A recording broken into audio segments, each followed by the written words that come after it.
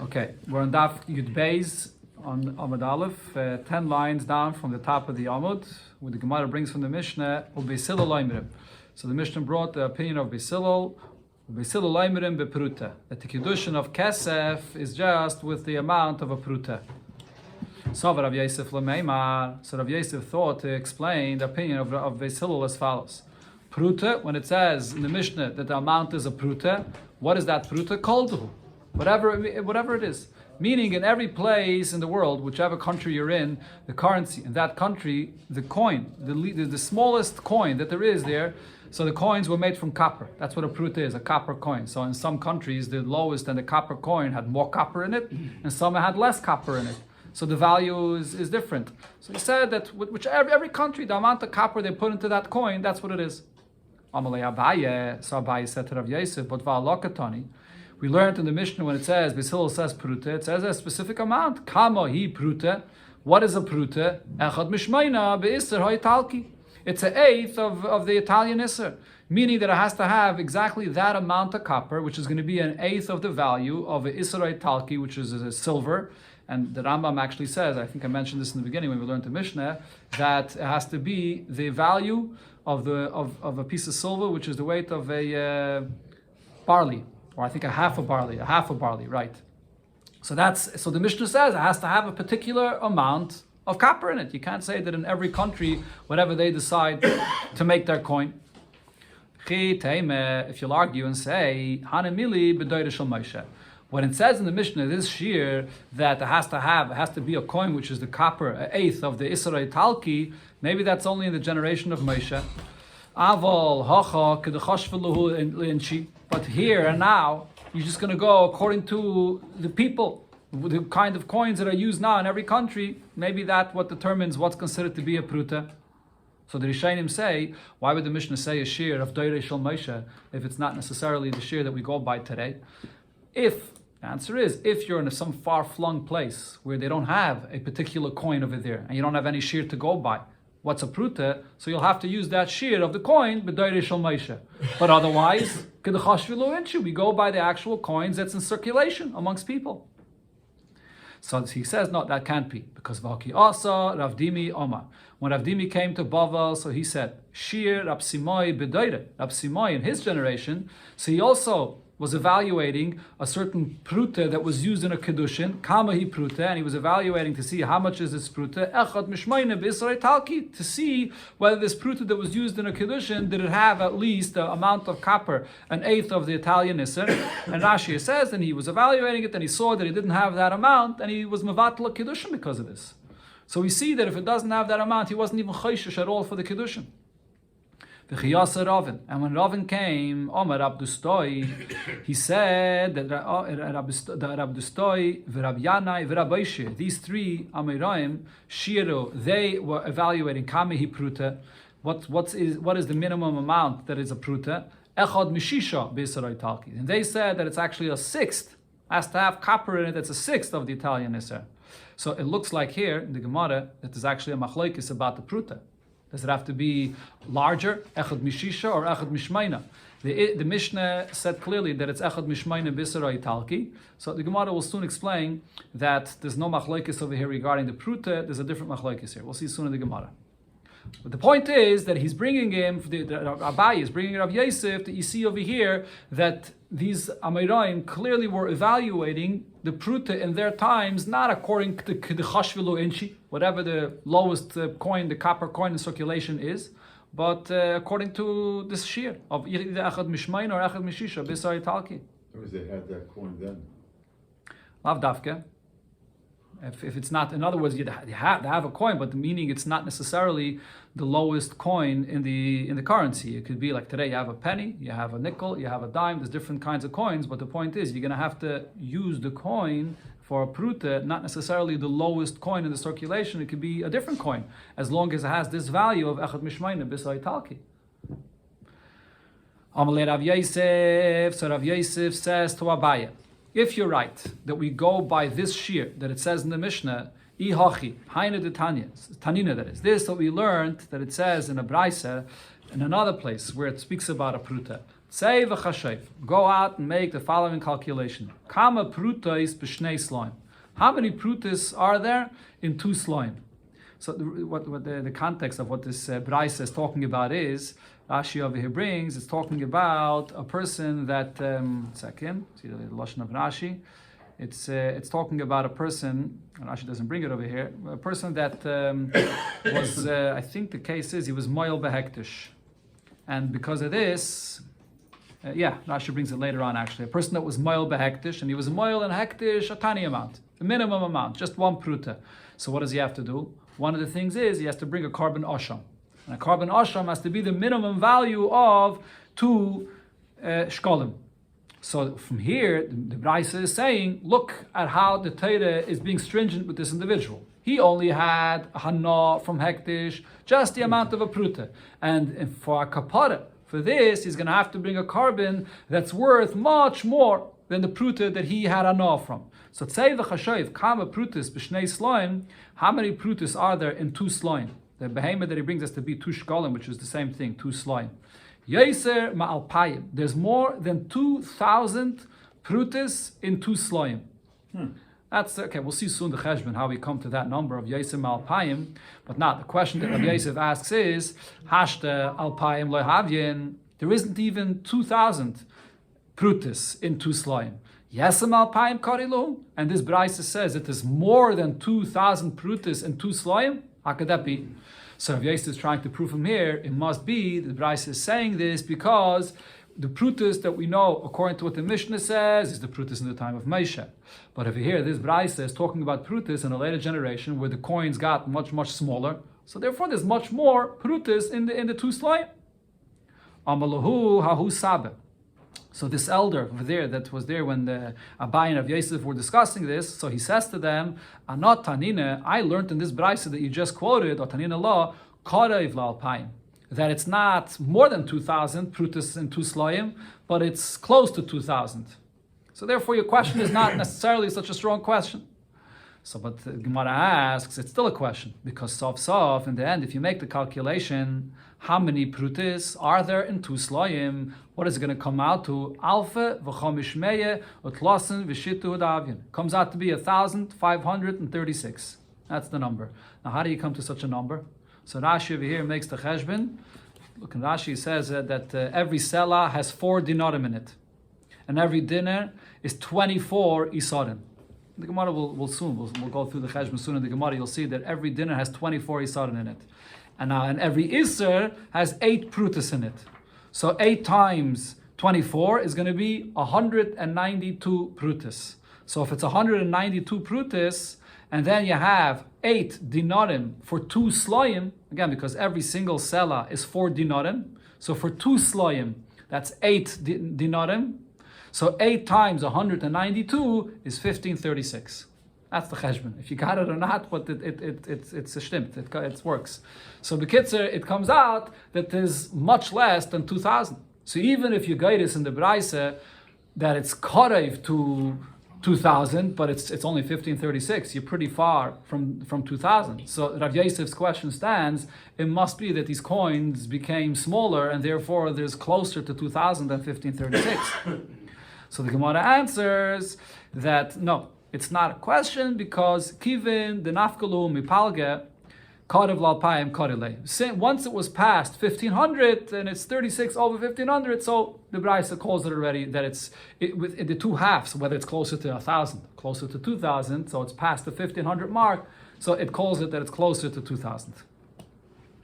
Okay, now the Gemara comes back to the 2 shiurim that it mentioned before, whether the pruta is an 1/8 of the iser, haitalki, or it's just a 1/6, or a 6, which means actually a 6 is more, it's larger prutas. The Gemara explains this machlekes. Gufe kiyoser Abdimi Omar Shir Rapsimoi B'Doir Rapsimoi estimated in his generation Kamehi pruta echad mishmayna b'sai talki. The Chiyasa Ravin Omar Shir Rab Destoi Rab Yana Rab Oishie Kamehi Prute Echad Mishisha B'Israel Talki, that it's a 1/6 of the Italian Isser. Amalei Abai Le Ravdimi. So Abai says to Ravdimi, name should we say that at V'Ravin, you and Ravin beplukte Dani Tanoi Kamaflegisu, that you're arguing in the machlokes of the Tanoim here in the Braisa. And the Gemara here is going to bring from a brayse where we see that there's actually a machlokes about the pruta itself. What is the size of a pruta? If the pruta is larger, so it's going to be a sixth of the iser. If it's a smaller pruta, then it's only going to be an eighth of the iser. So the Tanya will learn in the brayse pruta she'omru chachamim. So the Tana Kama says, what is this pruta that chachamim said? Echad mishmayna be'iser ha'italki. It's an eighth of the Italian iser, of an iser. Now what's the cheshbon over here? Sheish ma kesef dinner.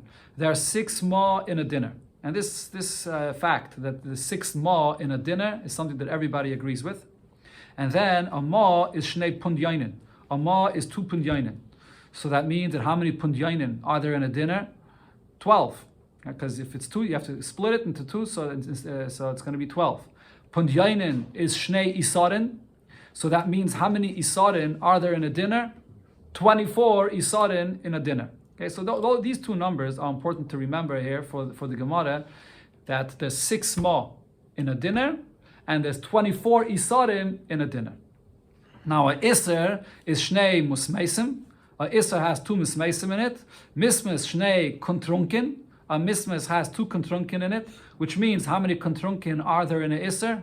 4. And then if you split that again into 2, kuntrik is shtei prutas. A kuntrik has 2 prutas in it. So if you split that into 2 again, so it'll be 8 prutas for an iser. So nimtza comes out. Pruta is achat mishmayne b'sarai talki. That a pruta is an eighth of the iser. That's the Tana Kama. Rav Shimon ben Gamliel argues and says, and here in the lashon of Rav Shimon ben Gamliel himself, he doesn't speak about the iser clearly. So it's not so clear in his lashon to see what he holds about the pruta in relation to an iser. But first, let's see what Rav Shimon ben Gamliel says, and then we'll see that Rashi makes the cheshbon of how he argues. So Rav Shimon ben Gamliel says, Shloisha hadrasin lema. There are 3 hadrasin to a ma. And then Shnei hanotzin lahadris. There's 2 hanotzin to a hadris. So what does that mean? That there's Shnei hanotzin lahadris. So that means that how many hadrasin, again, how many hanotzin is there in a ma? 6. Shnei shmanin lahonetz. So how many shmanin are there in the ma? 12. And beis prutis l'shamin. And there's 2 prutis for the shamin. So that means that 24 prutis in the ma. Okay, I'm not sure if I said the cheshbon right. Okay, but the point over here is that Rav Shimon ben Gamliel, as I said, does not speak beferish about how many prutis are there in the iser. Doesn't say that. So Rashi explains that Rav Shimon ben Gamliel is not arguing with the Tana Kama b'nigeya to how many ma there is in a dinner, and b'nigeya to how many isarim there are in a dinner. What did the Tana Kama say? How many ma is there in a dinner? 6 ma for a dinner. And how many isarim is there in a dinner? 24. 24 isarim in a dinner. That they're not arguing about. But if you make the cheshbon b'nigeya to the prutis over here that he says, how many prutis there is in a dinner, it's going to come out a different cheshbon. According to the Tana Kama, the shear of the amount of prutis that there is in a dinner is 192. That's the number we had before. And if you make the cheshbon, if you go through from the Tana Kama's lashon, from the beginning, sheish ma kesef dinner, and then in that is 2 pinjayin, in that 2 isarim, in that 2 musmeisen, and then in that 2 kontrenken, and that 2 prutis, it comes out to be 192 prutis for a dinner.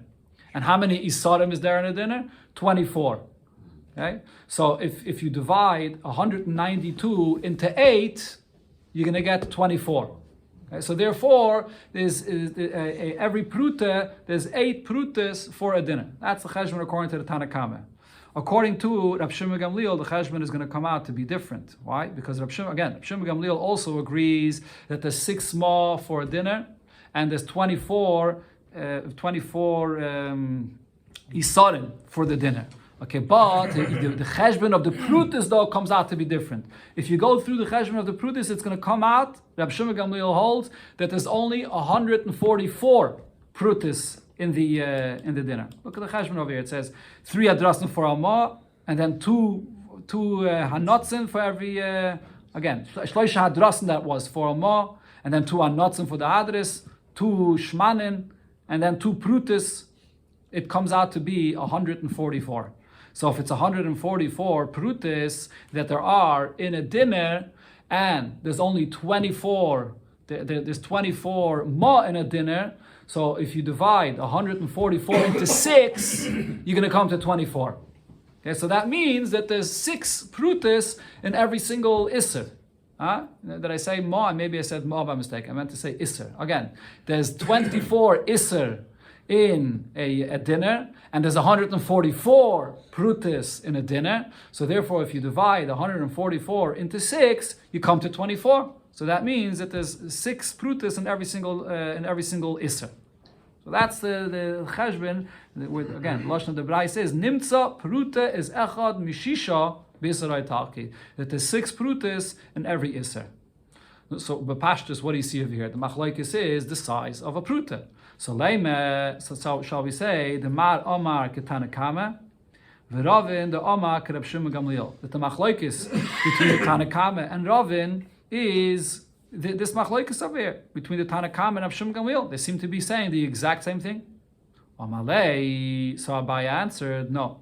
Or not Abaye, sorry, it's Rav Dimi that he's talking to. Abaye is talking to Rav Dimi. Rav Dimi answers, Bein Didi, Bein Ravim, both of us will agree, Aliba the Tanakama. We hold like the Tanakama that says that a pruta is an eighth of an Isser.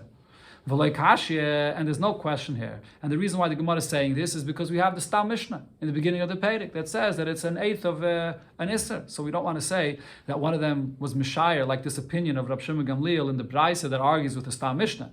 So, but nevertheless, there's no question over here regarding why they were arguing over here. Because the Yakir Isuri, the argument over here is what changes is not the value of the pruta. The pruta always remains the same. What is a pruta? 192 prutas in a dinner. That doesn't change. Everybody agrees to that. But the value of the isser could be changing. Ha the iyakir isuri and ha the zayil isuri. The question is, what is the value of the isser? Ha the iyakir isuri kom esrim va'arba bezuzi. When the isser is in its highest value and its right value that it should be, so then there's 24 isarim in a dinner. So if there's 24 isarim in a dinner, and there's 192 prutis in a dinner, if you divide 192 and 8, you come to 24. So therefore, when it's in its value of 24, when the isser is in the value of 24, it's going to be an eighth of a isser.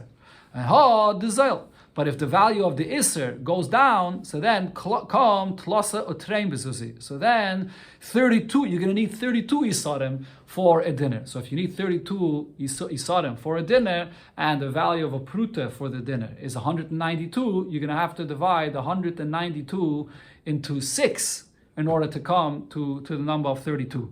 And therefore, it's going to be 130, it's going to be a sixth. It's going to again 192 to 32 comes out that it's a sixth of the Isser. So the point that the Gemara is saying is that the argument between Ravin and Rav Dimi, they're not really arguing. Everybody agrees what the amount and the size of the pruta is. The pruta is 192 prutas in a dinner. They were just in different time periods, and it depends on the value of the Isser. If the Isser's price went up or the price of the Isser went down. Shmuel said, Kitcha b'tmar. A person was mekadesh a woman with a date.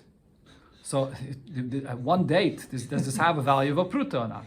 So the Gemara says, Afila oimid kur tamarim b'dinner. Even if we know that you need a massive amount of dates, a core of dates, and that's the value of a dinner. So if that's the case, one date is seemingly for sure not worth a pruta, but nevertheless mukadeshes, she will be mukadeshes because chayshinon shemeshav pruta b'madai. Because possibly this date, even though here it doesn't have that value, but maybe somewhere far away in Madai it has that value. Which means that, b'pashtus, it sounds like what Shmuel is saying is that she's 100% mukadeshes. So the Gemara asks him that that has to be the value of a pruta or a shava pruta over here. You can't say that maybe somewhere else it has its value of a pruta. Answers the Gemara, like kashi, there's no question. Ha, b'kedushi vadai. The Mishnah is telling you in order for it to be mukadeshes, vadai, so it has to be a value of a pruta here. And ha, b'kedushi safik. And Shmuel was speaking about the Kidushin to say that Yechayshish misafik, that maybe over there in that place it has the value of a pruta. So it's only Kiddushi safik. Okay, so there's a big machlokes Rishonim about this. Some Rishonim say, what's if you find out that over there in Mada it's actually worth a pruta? You know it for a fact. It's not only chashinon. So some Rishonim say, so then it'll take be Kidushin vada, which means it doesn't have to go according to the value of here, where you're using the pruta. The fact that it's worth a pruta somewhere else in the world, it's called mammon. It has the value of a pruta. But other Rishonim say that no, that even if you know for a fact that it's worth somewhere else this pruta, she's not going to be mukadeshes bevadai, she's only going to be mukadeshes misafik. And this is really based on another point that the Rishonim argue about. When the Gemara here says Kiddushi safik, does the Gemara mean Kiddushi safik min atayra? That min atayra, if it's worth somewhere else this amount, so therefore she would be mukadeshes, so there's a safik min atayra? Or the Kiddushi safik here is just exerim midrabanan. Maybe there's someone here from Maldai, and he sees that they're using this tamar, and then he's going to see that they're going to say that it's not a kiddushin. He's going to go back to Maldai and say that with this tamar you can't be mekadesh isha, and really over there in Maldai you can. So it's only a gzeira midrabanan. That's another point here. Chlaik is the way the Rishonim learn this. Even if she's not like Pedder, she still needs a certain amount. Yeah, correct. It has to be at least this pruta. Yeah, that's Basila's opinion. What? For her, it's perfect. What? It doesn't make a difference. It doesn't go by her opinion. It has to be the minimum, this value of a pruta that Basil said in the Mishnah. Hahu gavre. There was another story with a person, the akdish bezavda the ordi. He was mekadesh, a wife, a woman with zavda the ordi with a ball of cotton. Yosef Rav Shimi bar Chia kamei de Rav. So he was sitting in front of Rav v'koma'ayim bei, and he was analyzing to see is b'shava pruta. Does it have this value of a shava pruta? So she'll be mekadeshes. Eloi, and if not, she won't be mekadeshes. So if the Gemara, but less b'shava pruta, even if it doesn't have the value of a pruta here, Eloi, you're going to say that she's not mekadeshes. But va'ama Shmuel chayshinon. Shmuel said that was still concerned that maybe somewhere else it is worth a pruta. And says the Gemara, like Kashya, it's not a question. Habi Kiddushi vada. He wanted to see if she's mekadeshes vada. And Habi Kiddushi safik, but we would have to anyways be machmer that there's a Kiddushi safik because maybe it's worth somewhere else. Another story with a person, the akdish ba'avne the kochla. He was mekadesh a woman with a stone, with a precious stone, which is Rashi says a black or bluish marble. Yosef Rav Chizde v'komishari later. So Rav Chizde was estimating to see he is beishava pruta in. If it has a shava pruta, so she'll be mekadeshes. And if not, she won't be mekadeshes. So again, the Gemara asks, "V'les b'shava pruta loy," and if it does not have the value of a shava pruta, she won't be mekadeshes. For Hama Shmuel, didn't Shmuel say chayshinan that we have to be concerned that it could be of a value of shava pruta somewhere else? And says the Gemara, Rav Chizde loisavale the Shmuel. Rav Chizde does not hold of Shmuel's opinion about this. As we'll see here in the continuation of the Gemara, that over here, the reason why they were estimating to see if it has a shava pruta was not only to see if she's mekadeshes to this man, but what happened afterwards is the brother of this man went and gave her a pruta. So now the question is whether the brother could be mekadesh or not. So if you're going to say that Rav Chizda held of Shmuel, so then for sure the brother can't be mekadesh. Why? Because the halacha is that if the first one would be mekadeshes, even just misafik, so then she would need a get from the first one, and you can't be mekadesh a woman that was married to a brother. So over here, if we see that he was looking into it to see if it was a shava pruta or not, he had a tzat to say that the second one would be mekadeshes, and the first one would not be mekadeshes at all, and you wouldn't need a get. So therefore, the Gemara here is saying that he does not hold of Shmuel. That's how Taisus explains the Gemara. Now, the mother came along and said, even if today it doesn't have the value of a shava pruta, but for the kitcha, shava pruta, the value of this changed, and then on that day that he was mekadesher, it did have the value of a pruta. Amallah, so Rav Chizda said to her, Lav kol keminech the asras la abasra. You're not believed to say that when the first man, was Mekadesher, that he did have the value of a pruta then, and now the brother came already and was Mekadesher with something that we know is for sure a pruta, and now you're going to ask her on the second man, on this husband, because you're telling us that the time before, a year before, when he was Mekadesher, then had a value of a pruta. We're not going to believe this one woman, this mother here, to say such a thing. And the Gemara says, Lav Hainu, the Yehudis, the Bistu, the Rab Chia, isn't this the same? Like the story with Yehudis, the wife of Rab Chia. The Haviyot Tsar Leida. She was having pain giving birth. So Amra Le, she says to her husband, Amra Li Eim, my mother told me, Kibul Beich Avuch Kidushi Kizutris. Your father had accepted Kidushin for you from another man when you were young. So she's telling her husband, Rab Chia, that really my whole marriage to you is be'isr, and the child that's going to be born is a mamzer, because really my father already accepted Kidushin from someone else, for me. Allah, so Rab Chia tells his wife, Lav kol kimina de imech, your mother is not believed, the asr sleich ilavoy, to make you asr on me. You're not going to believe just one woman to come and say such a thing, that it once happened, such a story in the past. Right? And the chiddush over here is, even though his wife herself is saying this, that she trusts her mother, usually there's a concept we learned in the Gemara in Ksubis that it says, Shavya nafshei chaticha d'isura. A person can make an issa for themselves, even if we don't necessarily believe. But over here, in this case, because it pertains to the marriage, to the husband as well, so she doesn't have the ability to come and say such a thing to ask herself. Amri lei Rabbanan le Rav Chisda. So Rabbanan said further to Rav Chisda about the story that we're talking about before, when there was the question of whether she was married to this man that was Mekadesher with this piece of marble. Amai, why are you saying that we're not chayshish for the Kidushin of the first brother that was Mekadesher, but ha'ikasadi be'idis? There are Edim in this place, Idis, the Yadi that know the Bahu Yai Mahavi Be'Shava Pruta. That on that day it had in it a Shava Pruta. Taisus adds over here that the Gemara is saying that people were saying not only that there are Edim, but there was actually a rumor about, there was a koil, there was a certain rumor about the fact that there were these Edim. So therefore it's not stam that the mother is coming along and saying that it was a Shava Pruta, but there's a rumor that there's Edim that know this as well. So Rav Chisda still, he said, Hashte mia leilesno kaman, the Edim are not here, and therefore the fact that there's a rumor that there's those Edim, we don't care about that. When we evaluate this Avna de Kuchle in front of us, we don't see that it has a value of a Shava Pruta. Lav Hainu de Rab Chanina, isn't this the same like the story that happened that Rab Chanina said? Rab Chanina said, Idei, or Eidei, Bitzad, Istan, the Edim in a place called Istan, Vite Yasser, and we're going to make her Asr over here. Over there, Rashi brings over here the story, which is Negeh here for the Hamshach of the Gemara. The story there was that there were daughters of Shmuel that were captured, and then they came back into the shul, and we didn't know, no one knew that they got captured, and they came into the shul and they said, we got captured, but no one had any relation with us, we're pure, and therefore we can still get married to a kohen. And he believed them. Because usually the kalala is a pesha asar who a pesha hitter. No one told us, we had no other source that they got captured. So someone came and asked and said, no, but there's a rumor that there's Edim that know that they got captured. So how can we trust them? That nobody violated them. So over there, Rab Chanina said that just because there's a rumor that there's Edim that they got captured, so therefore we shouldn't believe them. We don't have any Edim here. So if there's no Edim in front of us, we're going to believe them. The same thing over here the Gemara is saying. Right now there's no Edim that are telling us that this was worth a Shava Pruta, this Avnu de Kuchla was worth a Shava Pruta, so we're not concerned. But the Gemara says, Abaye v'Rava le'sviru loha de Rav Chisda. Abaye v'Rava disagreed with Rav Chisda about this.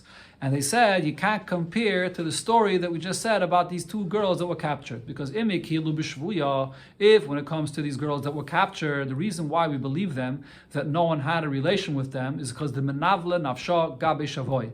We know that the nature of these women, or these girls, when they get captured, they try to make themselves as despicable as possible, so the ones that capture them should not touch them. So there we believe them. But nekel be'eshes ish, should we be mekel be'eshes ish, if it's possible that there are Edim that know that this Avna de Kuchla was a Shava Pruta, so we have to be chayshish that maybe they're already married to the first man. So Gemara concludes about this, there were children that were left from that family that were living in Surah, uparshu Rabbanan Mina. And the Rabbanan separated from this family because of this chashash, that the wife lived with the second husband and could be the marriage from the first husband was still a marriage. It didn't hold like Rav Chisda that said that we're not chayshish for that. And the Gemara explains, V'lav mishum desvirulahu de Shmuel, and the reason why the Rabbanan were concerned there is not because they held of what Shmuel said, that we're chayshish that maybe this Avna de Kuchla has a value of pruta somewhere else in the world, even if we don't hold of Shmuel, ela mishum desvirulahu k'Abaye v'Rava. They were concerned for Abaye and Rava's opinion that since over here there was a rumor that there's Edim somewhere else, so that itself is enough of reason to be chayshish for it. Another story says the Gemara, Hu gavre the akdish b'shutisa the asa b'shuka. A person was mekadesh his wife with a branch of hadas, a myrtle, in the street, in the marketplace. So Shalchal Rav Acha bar Huna lekamei Rav Yosef. So Rav Acha bar Huna sends to Rav Yosef, Gehai gavna mai. What's the story here with this Kidushin? So over here, as we'll see, besides the fact that you have to know whether one branch of a Hadas has the value of a Shava Pruta, so besides that, he did something which he's not supposed to. He was Mekadesher in the middle of the marketplace. Sheshalach lei, so he answered, Rav Yosef told him, Nagdei Kerav, for doing this, being Mekadesh a woman in the middle of the marketplace, so he deserves to get lashes like what Rav said. And we'll see soon what are the different things that Rav said you get lashes for. And also on the other hand, Ve'itzterich Gite Kishmul. And he also said that she has to have a get, because like Shmuel, that perhaps this Shutisa Da'asa is worth a Shava Pruta somewhere else. So here the Gemara brings as follows: the Rav mangid alman al de mekadesh b'shuke.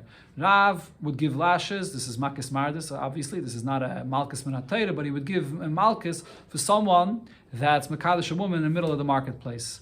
It's a pritzis. It's not a proper Kidushin, just going over to a woman in the marketplace and giving her money, or giving her over here. He gave her a branch, and he's mekadesh in the middle of the marketplace. So he would give malchus for this. It's like disrespectful, isn't it? It's not only disrespectful; it's pritzus. It's not sneezdik to go and to do such a thing to a woman right in the middle of the marketplace. Al the mekadesh bebiyah, or someone that's mekadesh with biyah. Our Mishnah said you can be mekadesh with kesef shtar or biyah, but Rav, someone that was mekadesh actually with biyah, he gave malchus for this. Some Rishonim say the reason is because you have to have edim for the Kidushin, and therefore it's pritzus.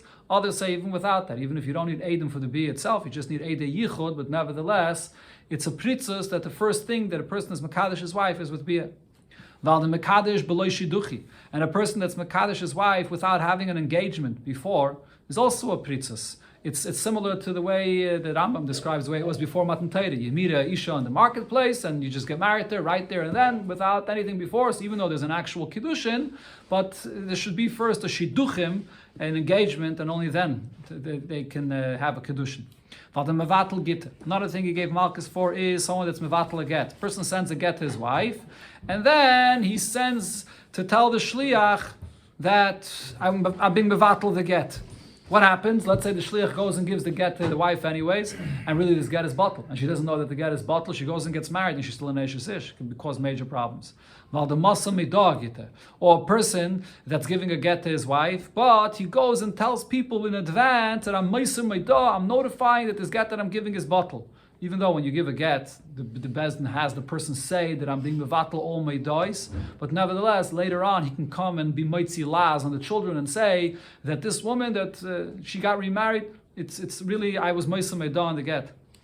And also another thing, while the mitzvah shlucha derabanan, a person that is causing pain to a shliach of the Bezdin that comes, that gives to give him some kind of a summons, and he's not listening and he's being mitzvah them. And a person that had a chedim on him for 30 days, and he doesn't do anything about it, he doesn't care, so he also gave lashes for this.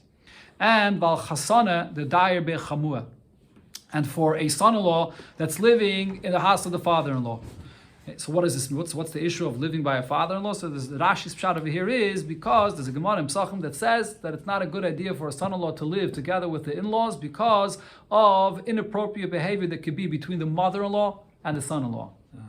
Yeah, that's Rashi's pshat, but the other Rishonim say that the pshat over here is that we're talking about in the stage of Kidushin, before the Nisuin.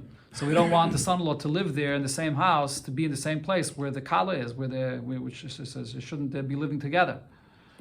Okay, so the Gemara asks on this, the Dayer in, the last point there, regarding the son-in-law living by the in-laws, only if you live in the house, cholef loy, but if you walk by the house of the father-in-law or the mother-in-law, it's not a problem. But we know of a story, v'ha'ahu chasana, the cholef abava de bechamua.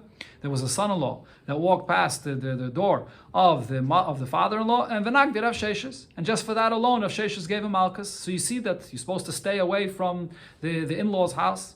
Says the Gemara, Hahu made him have a daima cham semina. Over there was a different story. That over there was already a suspicion on the mother-in-law that had a relation with her son-in-law, so therefore he wasn't supposed to walk by the in-laws' house at all. But in a regular case, there's no concern just to walk by.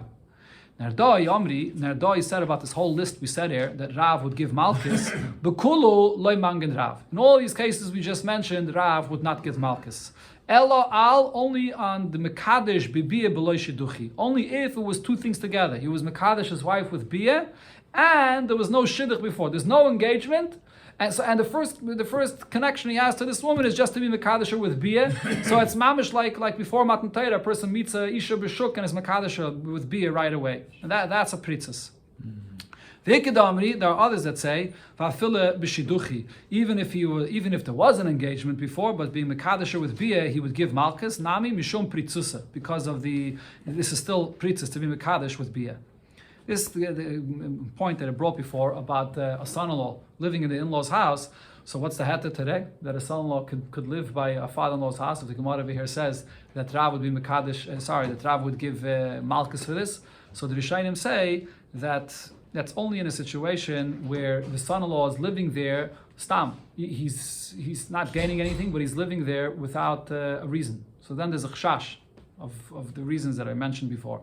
But if it's a case where the son-in-law is living there and he's not paying, he's staying there, he's living there. If you live somewhere else, he has to pay rent. He's living by his shver and he's not paying anything. So over there, it's clear that he's living there because he's getting free rent. But so therefore we know why he's living there. There's no chashash that there's any inappropriate behavior that is the reason why he's living there. So then it's allowed. That's one of the pshatim that it says in Paiskim when I get to this Inyan. The Payal you see over here in Nerdoi. Nerdoi didn't even include that b'chlal in the list amongst the things that Rav would give Malchus for. Okay.